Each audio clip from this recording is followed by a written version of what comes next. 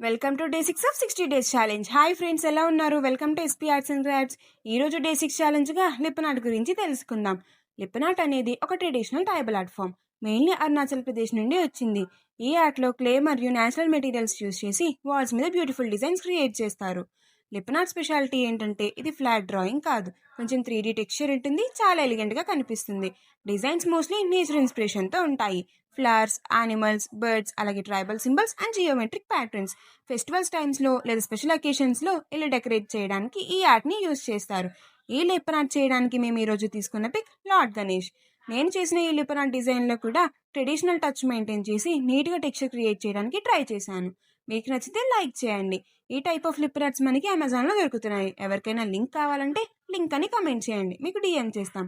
ఇలాంటి beautiful update కోసం keep follow SP arts and crafts.